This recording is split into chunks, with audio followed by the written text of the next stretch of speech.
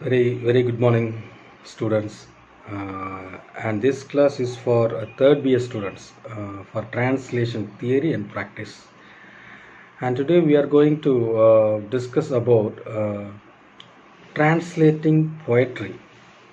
How to translate a poetry, which comes under the third unit. In this particular unit, we are going to listen or discuss about how to translate different forms of literature. First, we have poetry translation and translating prose and translating dramatic text and translating other genres of literature. So this is the basic steps we are going to discuss in this unit. Particularly for third BS students in translation studies, we have a unit called poetry translation. So in this particular segment, we discuss all the informations given in the text by translation studies by Susan Bennett. We follow Susan Bennett from the very beginning itself. Okay. In that page number 86, what is poetry translation? First of all, we have to raise a question. Can poetry be translated? Can poetry be translated? We can interpret a poetry. Can you understand? There is a difference between interpretation and translation. Interpretation is you are just giving or explaining the meaning of the text. That is interpretation. You are explaining the meaning of the text, but at the same time, in translation, that is, you are recreating a text with its own literary type. மொழிபெயர்த்தல், பொருள் விளக்கி கூறுதல் வித்தியாசம் இருக்கு. ஒரு ஒரு போயட்ரியை அதோட விளக்கம் என்னன்னு எக்ஸ்ப்ளனேஷன் எழுதுறதுக்கும் அந்த போயட்ரியை அப்படியே டிரான்ஸ்லேட் பண்ணி சொல்கிறதுக்கும் வித்தியாசம் இருக்குது. So that's why scholars worldwide, many people, they won't accept that a poetry can be translated into another language unless it is translated by the same writer. யார் எழுதியிருக்கிறாங்களோ அவங்க மொழிபெயர்த்தாலே ஒழிய முழுமையாக ஒரு டிரான்ஸ்லேஷன் போய்ட்ரியில் கொடுக்க முடியாது அப்படிங்கிறத சொல்கிறாங்க. முதல்ல அந்த ரைட்டருக்கு 2 லாங்குவேஜ் தெரிஞ்சிருக்கணும். அது ஒரு முக்கியமான விஷயம் இல்லையா? அந்த ரைட்டருக்கு ரெண்டும் தெரிஞ்சிருக்கணும். ரைட். இப்படி பார்க்குறப்ப தான் என்ன சொல்கிறாங்கன்னா, உலகத்தில் நிறைய பேர் poetry cannot be translated அப்படின்னு சொல்கிறாங்க. only you can translate the meaning. அதோட அர்த்தத்தை வேணால் நீங்கள் மொழிபெயர்த்து சொல்லாமே ஒழிய poetryயை நீங்கள் டிரான்ஸ்லேட் பண்ண முடியாது. Can poetry be translated? poetryயை மொழிபெயர்க்க முடியுமா? Scholars worldwide, many people will never agree that poetry can be translated. What is their argument is, you can only translate the meaning of the poetry, you can never translate the poetry. போய்ட்ரியோட மீனிங்கை நீங்கள் மொழிபெயர்க்க முடியும், ஆனால் போய்ட்ரியை மொழிபெயர்க்க முடியாது. இது என்னது புரிஞ்சுக்கிறது கொஞ்சம் கஷ்டமாக இருக்குது. எஸ்,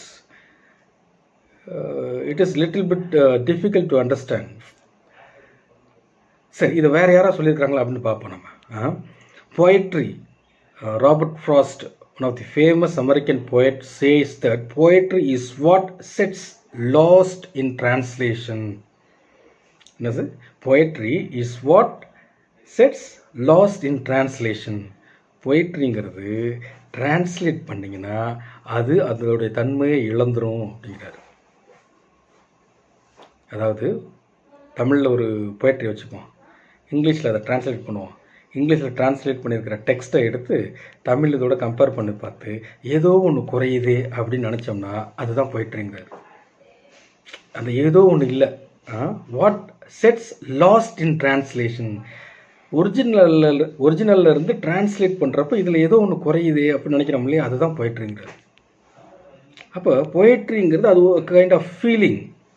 அந்த ஃபீலிங்கை வந்து ஒரு டிரான்ஸ்லேட் பண்ணி சொல்கிறது. ஒரு பொயட் வந்து அவனுடைய சொந்த மொழியில் அவன் டிரான்ஸ்லேட் பண்ணியிருக்கான், சொந்த மொழியில் அவன் எழுதியிருக்கிறான். அதை டிரான்ஸ்லேட் பண்ணுறப்ப அர்த்தத்தை கொடுக்க முடியும், அந்த ஃபீல் கொடுக்க முடியுமா, அதை தான் இங்கே பேசியிருக்கிறாங்க. நிறைய பேர் இங்கே அதை தான் பேசியிருக்கிறாங்க. அதுவும் குறிப்பாக இங்கே இதில் poetry டிரான்ஸ்லேஷனில் within the field of literary translation, more time has been devoted to investigating the problems of translating poetry than any other literary mode. Susan Bassnett சொல்கிறாங்க, நம்ம சூசன் பேனட் இதுதான் சொல்கிறாங்க. இலக்கியத்தில் இருக்கக்கூடிய வகைமைகள்லேயே மெனி லிட்ரரி மோட்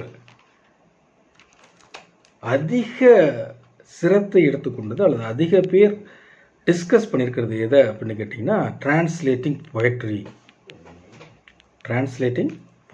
பொயட்ரி டிரான்ஸ்லேஷனை பற்றி தான் அதிக பேர் பேசியிருக்கிறாங்க. ஏன் பொயட்ரியை டிரான்ஸ்லேட் பண்ணுறது கஷ்டம். Prose, what about pros?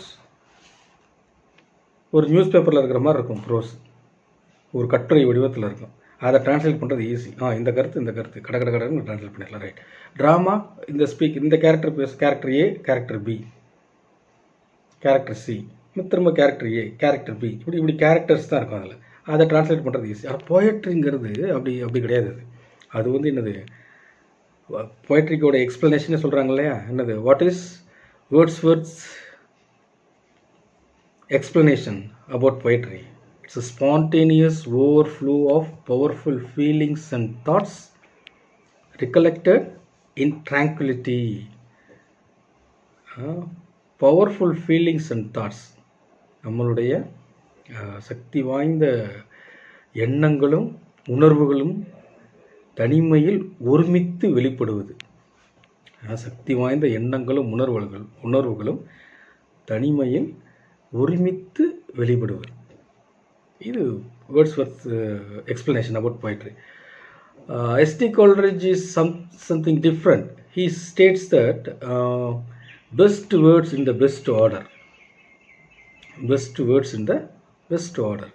That is what poetry, according to him. Right. பொயட்ரிங்கிறதுக்கு நிறைய பேர் நிறைய எக்ஸ்பிளனேஷன் சொல்லிட்டு போய்கிட்டே இருந்திருக்கலாம். ஆனால் அதை டிரான்ஸ்லேட் பண்ண முடியுமா, அதை பற்றி தான் இங்கே சூசன் பேனட் சொல்கிறாங்க. Many of the studies purporting to investigate these problems are either evaluations of different translation of a single work or personal statements by individual translators on how they have set about solving problems. Rarely do studies of poetry and translation try to discuss methodological problems from non-empirical position, and yet it is precisely that type of study that is most valuable and most needed. அதிகமாக தேவைப்படக்கூடிய ஒரு பகுதி என்னது, அதிகமாக தேவைப்படக்கூடிய ஒரு பகுதி இந்த லிட்ரரி ஃபீல்டில் பொயட்ரி டிரான்ஸ்லேஷனுங்கிறது அதிகமாக தேவைப்படக்கூடிய ஒரு பகுதியாக இருக்குது. ரைட். சரி, இதில் திரும்ப கேட்கப்பட்ட ஒரு கொஸ்டின், இல்லை ஒரு செமஸ்டர் கொஸ்டின்ஸோட ப்ரீவியஸ் செமஸ்டர் கொஸ்டின்ஸ் நீங்கள் எது எடுத்து பார்த்தாலும் சரி, அதில் ஒரு கொஸ்டின் திரும்ப கேட்டிருப்பாங்க. அது என்ன அப்படின்னா, write an essay on poetry translation அப்படின்னு கேட்டிருப்பாங்க. அப்படி என்னது, what are the obstacles in translating poetry, what are the rules and regulations given by André Lefevere in translating poetry. ஆண்ட்ரி லூஃபேர்னு ஒருத்தவங்க இருக்கிறாங்க. அவங்க பொயட்ரியை டிரான்ஸ்லேட் பண்ணுறப்ப ஒரு 7 ஸ்டெப்ஸ் சொல்லியிருக்கிறாங்க. இது ரொம்ப முக்கியமான கொஸ்டின், நிறைய தடவை ரிப்பீட்டட் கொஸ்டின் எங்கள் செமஸ்டர் எக்ஸாமில். அதனால் இதை கொஞ்சம் கவனிங்க. இன் page number 87, Andrew Luffer catalogs 7 different strategies in translating poetry. Poetry translate பண்ணுறப்போ 7 ஸ்ட்ராட்டஜி நம்ம ஃபாலோ பண்ணணும் அப்படின்னு அவங்க சொல்லியிருக்கிறாங்க. ரைட். இதில் இதுக்கு முன்னாடியே பொயட்ரியை வந்து டிரான்ஸ்லேட் பண்ணிட முடியுமா அப்படிங்கிறது ஏற்கனவே பார்த்துக்கிட்டு இருந்தோம். அதில் இருக்கக்கூடிய சிக்கல்கள் என்ன, அதில் என்ன சிக்கல் இருக்குது? ஃபார் எக்ஸாம்பிள், கும்மியடி பெண்ணை கும்மியடி, தமிழ்நாடு குலுங்கிட கை கொட்டி கும்மியடி, பாரதியார். கும்மியடி பெண்ணை கும்மியடி, தமிழ்நாடு குலுங்கிட கை கொட்டி கும்மியடி. ரைட். இது இங்கிலீஷில் எப்படி டிரான்ஸ்லேட் பண்ணியிருக்காங்கன்னா, clap your hand and rejoice. Kummi, KUMMI, அது வந்து என்னது டிரான்ஸ்லிட்ரேஷன். கும்மிங்கிற கும்மி அடி அப்படிங்கிற ஒரு வார்த்தைக்கு இங்கிலீஷில் எவ்வளோ பெரிய எக்ஸ்ப்ளனேஷன் போகுது. Clap your hand and rejoice. கும்மி அடி பெண்ணை கும்மி அடி, தமிழ்நாடு குலுங்கிட, தமிழ்நாடே குலுங்குதுமா, கை கொட்டி கும்மி அடி. Clap your hand and rejoice. Let the whole of Tamil Nadu be shaken by it. Translation பாருங்கள். ரைட்டு. இதில் என்ன சொல்லிட்டோம்னா, டிரான்ஸ்லேட் பண்ணிட்டாங்க. Clap your hand and rejoice, கும்மியடி பெண்ணை கும்மியடி. Let the whole of Tamil Nadu be shaken by it. Tamil Nadu குலுங்கிட கைகொட்டி கும்மியடி. ரைட். இது சொல்லியாச்சு. ஆனால் அதில் இருக்கிற அந்த அந்த ரிதமிக் ஸ்டைல், கும்மியடி பெண்ணை கும்மியடி, தமிழ்நாடு குலுங்கிட கைகொட்டி கும்மியடி, அதில் ஒரு ரிதம் இருக்கு இல்லையா? அதுதானே பாடல், கவிதைனாவே தானே அதில் இருக்கிற ரிதம். அந்த ரிதம் இதில் வருதா இங்கிலீஷில்? கும்மியடி பெண்ணை கும்மியடி, தமிழ்நாடு குலுங்கிட கை கொட்டி கும்மியடி, அதில் ஒரு ரிதம் வருது. அந்த ரிதம் இங்கே டிரான்ஸ்லேஷனில் இருக்கா? Clap your hand and rejoice, let the whole of Tamil Nadu be shaken by it. Last meaning வந்துருச்சு, ஆனால் பொயட்ரி வந்துருச்சா? வரல. அதுதான் டிரான்ஸ்லேட்டிங் பொயட்ரி. அப்போ டிரான்ஸ்லேஷனுங்கிறது ஒரு மொழிபெயர்ப்பு.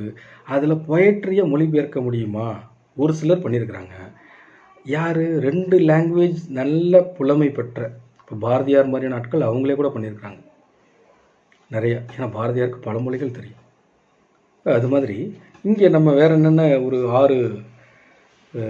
7 கேட்டகரிஸ் கொடுத்துருக்குறாங்க. டிரான்ஸ்லேட்டிங் பொயட்ரிஸில் என்னென்ன நம்ம ஃபாலோ பண்ணணும் அப்படிங்கிறது அது இங்கே இப்போ பார்ப்போம். First phonemic translation. அது என்ன phonemic translation? Which attempts to reproduce the source language sound in the target language while at the same time producing an acceptable paraphrase of the sense. Phonemic அப்படின்னா source லாங்குவேஜில், okay, source language அப்படிங்கிறது மூல மொழி. எந்த மொழியில் எழுதப்பட்டதோ அதான் source language. மூல பாஷை அப்படின்னு இங்கே சொல்கிறாங்க. பாஷைங்கிறத விட மொழி.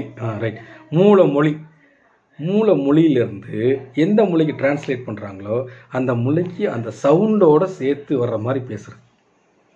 டூ ஆர் டை, செய் அல்லது செத்து மடி அப்படிங்கிறாங்க. டூ ஆர் டை அப்படிங்கிறத செய் அல்லது செத்து மடி. ஏன்னா சொல்கிற டோன் ஒரே மாதிரி வருது.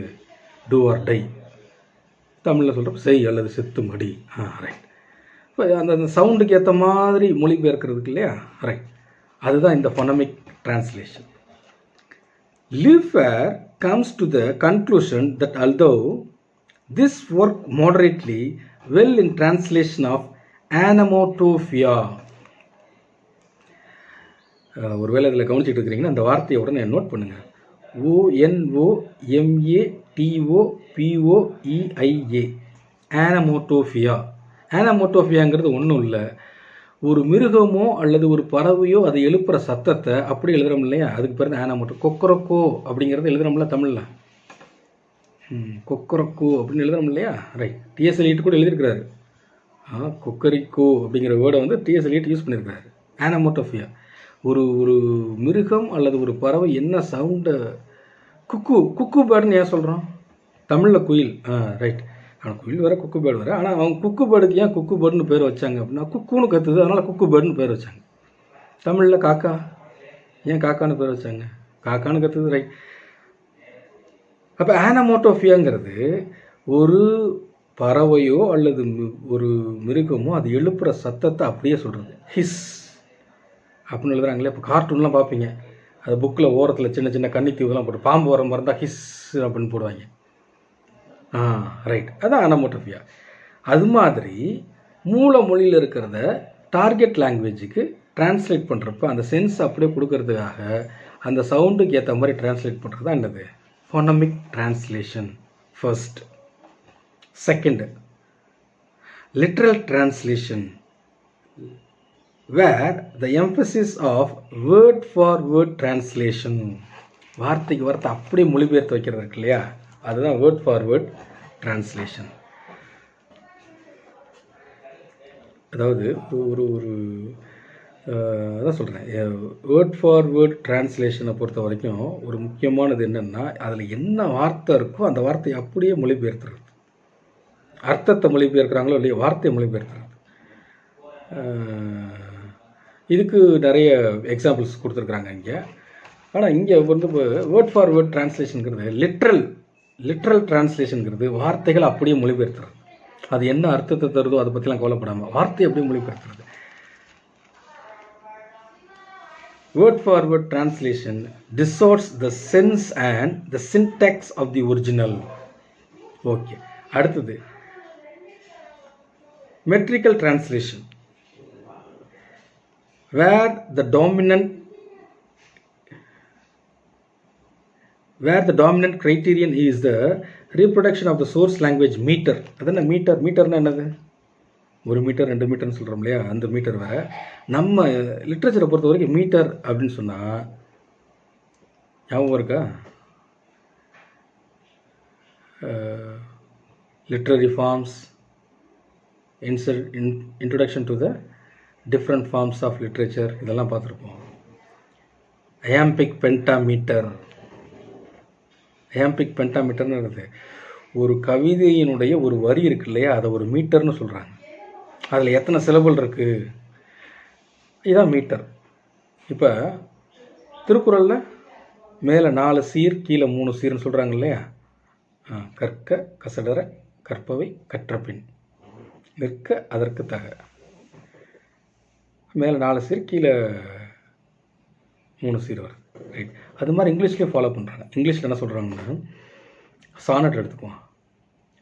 the very first line of the sonnet 116, a famous 116 sonnet, first line goes like this, which is, let me not to the marriage of true minds. First line of the sonnet 116,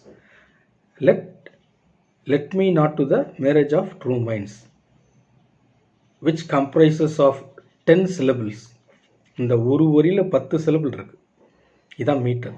let me not to the marriage of true minds. அப்போ மீட்டருங்கிறது ஒரு வரியில் எத்தனை syllable இருக்குது. நம்ம திருக்குறளில் ஒரு வரியில் மேலே இருக்கிற ஃபஸ்ட்டு வரியில் 4 சீர் இருக்குது அப்படின்னு சொல்கிறோம் இல்லையா, அது மாதிரி தான் அந்த மெட்ரிக்கல் டிரான்ஸ்லேஷன்.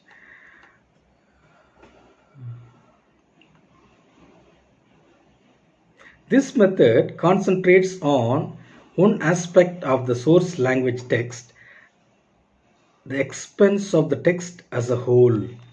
இதில் என்ன அதிகமாக இவங்க சொல்ல விரும்புகிறாங்க அப்படின்னா, வெண்பான்னு சொல்கிறோம் இல்லையா, அங்கே வந்து quatrain. what do you mean by quatrain? Quatrain is a stanza of 4 line. குவாட்ரைன்கிறது என்னது? 4 அடியில் அல்லது 4 வரியில் இருக்கக்கூடிய ஒரு பாடல் வகை, அதுதான் இந்த குவாட்ரைன். அது மாதிரி வேறு ஸ்ட்ரக்சர் இருக்குது, வேறு இது இருக்குது. இங்கே இப்போ ஒரு வெண்பாவை எடுத்துக்கிறோம். அந்த வெண்பாவை அப்படியே 4 வரியிலேயே இங்கிலீஷில் ட்ரான்ஸ்லேட் பண்ண முடியுமா? கஷ்டம். இப்போ G U Pope, who has translated Thirukkural into English, very very important personality in the world literature, especially in translation. G.U. Pope translation is a role model.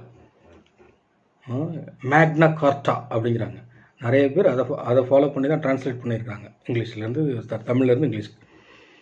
அது ஒரு முக்கியமான ஒரு டெக்ஸ்ட்டு. அவர் திருவள்ளுவர் 2 வரியில் எழுதியிருக்காரு, அவரும் இங்கிலீஷில் 2 வரியில் அதை டிரான்ஸ்லேட் பண்ணியிருக்கிறார் அப்படின்னு பார்த்தா முடியல. ஒரு சில திருக்குறள் 4 வரிலாம் போகுது, 5 வரிக்குள்ள டிரான்ஸ்லேட் பண்ணியிருக்கிறாரு. அப்போ இந்த டிரான்ஸ்லேஷனில் வந்து இது இந்த என்ன சொல்கிறது மீட்டர், இப்போ 2 வரியில் இருக்கிறது 2 வரியிலே கரெக்டாக டிரான்ஸ்லேட் பண்ணணும்னு முடிவு பண்ணி எழுதுறாங்க இல்லையா, மீனிங் மாறும், கொஞ்சம் கொஞ்சம் அந்த மீனிங் மாறும். அது மாதிரி தான் இது மெட்ரிக்கல் டிரான்ஸ்லேஷனுங்கிறது இதுதான் சொல்லுது. Next 4th one, poetry into prose. பொயட்ரியாக இருக்கும், அதை ப்ரோஸாக டிரான்ஸ்லேட் பண்ணுறது. கம்பராமாயணம் எப்படி இருக்கும், எல்லாம் பாடல் வரிகளாகவே இருக்குது கம்பராமாயணம். அதை நம்ம படிக்கிறதுக்கு மாதிரி கதையாக மாற்றி தராங்க இல்லையா, அதுதான் பொயட்ரியை வந்து ப்ரோஸாக மாற்றி தர்றது, சிறுகதையாக அல்லது நாவல் மாதிரி மாற்றி தராங்கல்ல. ராஜாஜி எழுதியிருக்கிறார் கம்பராமாயணத்தை கதை வடிவத்தில், ராஜாஜி அவர்கள் எழுதியிருக்கிறார். ஷேக்ஸ்பியருடைய ட்ராமாஸை சார்ல்ஸ் லேம்ப் மாதிரியான நாட்களை வந்து ஸ்டோரிஸாக கன்வெர்ட் பண்ணியிருக்கிறாங்க. அது வந்து என்னது, ஸ்டோரிஸாக அதை கன்வெர்ட் பண்ணியிருக்கிறாங்க. அப்போ பொயட்ரி இன்டு ப்ரோஸ், ஒரு கவிதையை உரைநடையாக டிரான்ஸ்லேட் பண்ணுறது என்னது, poetry into prose. Here Lefevere concludes that distortion of the sense communicative value and syntax of the source language text results from this method, although not to the same extent as with the literal or metrical types of translation. இதை அப்படியே பார்த்து மொழிபெயர்க்காமல் இதில் வந்து அந்த சென்ஸை கொடுக்க முடியும் அப்படிங்கிறாங்க. ஏன் அப்படின்னா, நம்ம அந்த ஃபார்மை ஃபாலோ பண்ணுறதில்ல, என்ன சொல்ல வராங்கங்கிறத சொன்னாவே போதும். அப்படிங்கிறப்போ இது கொஞ்சம் ஈஸியான மெத்தட் தான் அவங்க பார்க்குறாங்க. அடுத்தது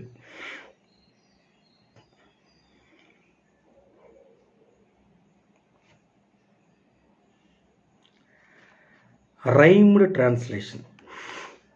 அதனால் ரைம்டு, சந்தம், பாடல், twinkle twinkle little star have I wonder what you are, அதில் ஒரு ரைம் வருதுல்ல, ரைட். அப்போ எந்த ஒரு பொயட்ரியுமே இந்த ரைமை பேஸ் பண்ணி தான் இருக்குது. அதனால தான் ஸ்கூலில் வந்து என்ன சொல்கிறாங்க, ரைம்ஸ் சொல்லித்தராங்கங்கிறாங்கல்ல.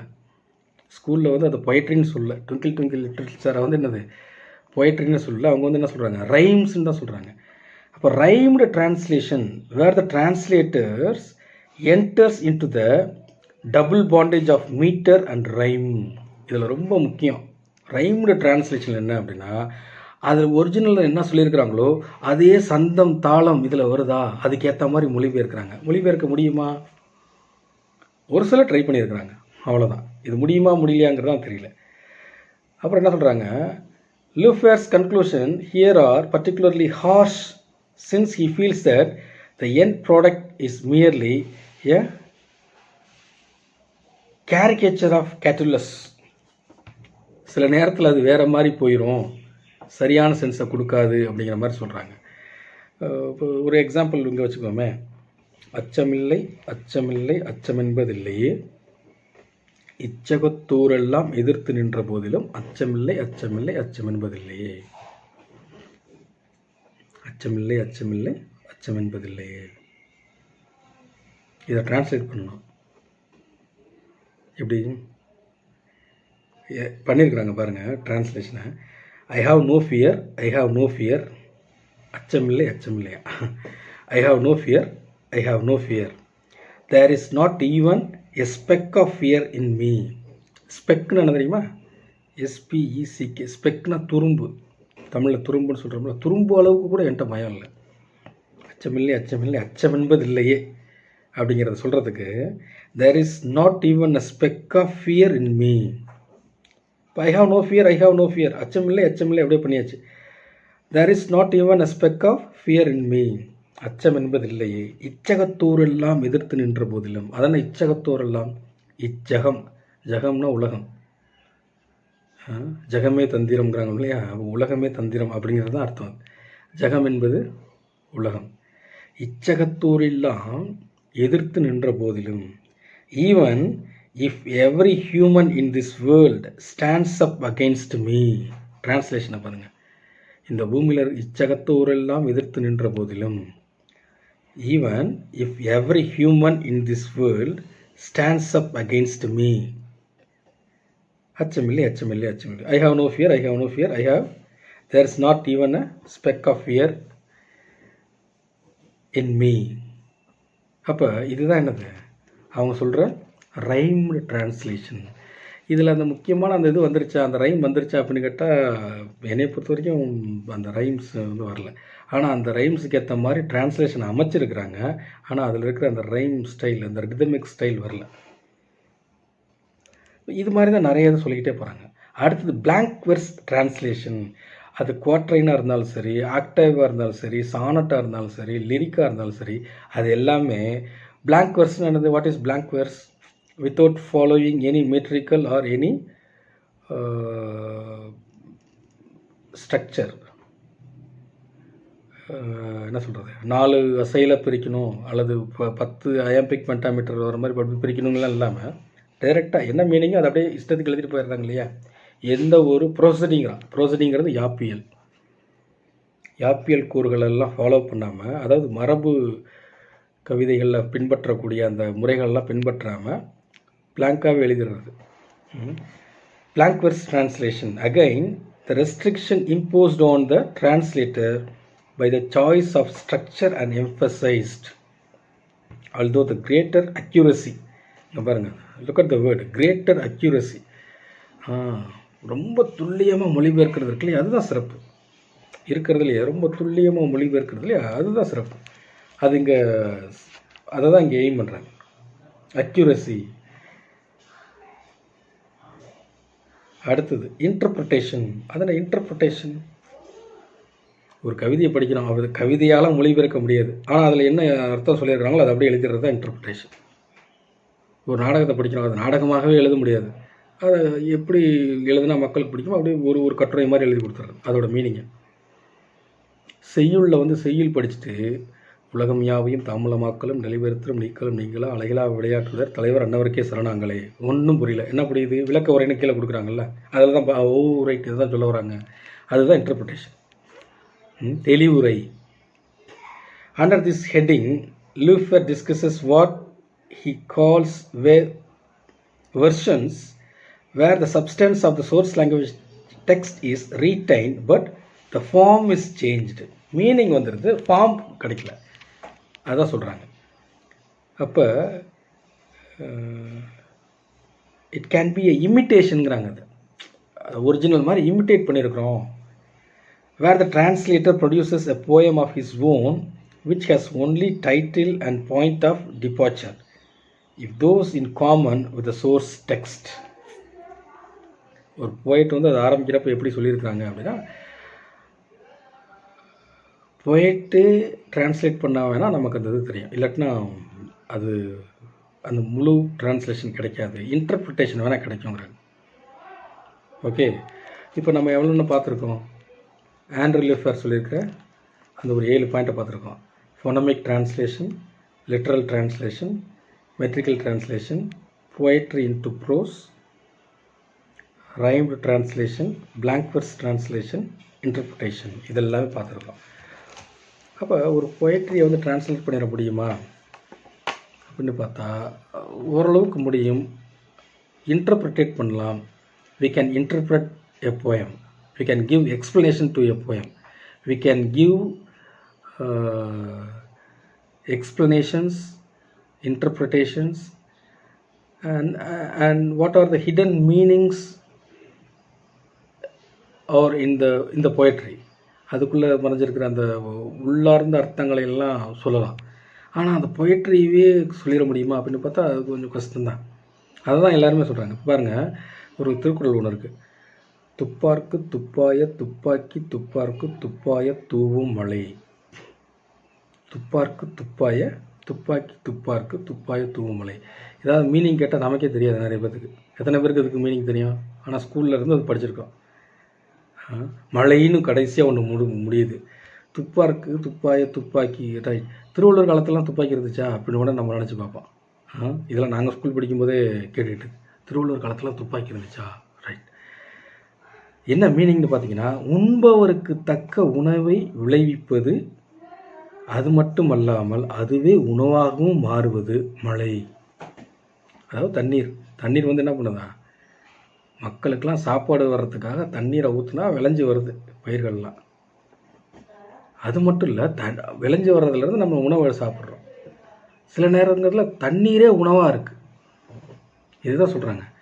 இப்போ துப்பாருக்கு துப்பாய துப்பாக்கி துப்பாருக்கு துப்பாய இந்த இந்த இது இருக்கு இல்லையா, இதை டிரான்ஸ்லேட் பண்ணியிருக்காங்க பாருங்கள். துப்பாருக்கு துப்பாய துப்பாக்கி துப்பாருக்கு துப்பாய தூவும் மழை. The rain makes pleasant food for eaters rice. R-I-S-E. For eaters rice. As a food itself, thirst quenching, droughts supplies. Translate பண்ணியிருக்காங்க. ஆனால் அதில் அந்த ரிதம் இருக்கா, துப்பாருக்கு துப்பாய துப்பாக்கி துப்பாருக்கு துப்பாய அந்த ரிதம் இதில் இல்லைல்ல. The rain makes pleasant food for eaters rice. As a food itself, thirst quenching, drought supplies.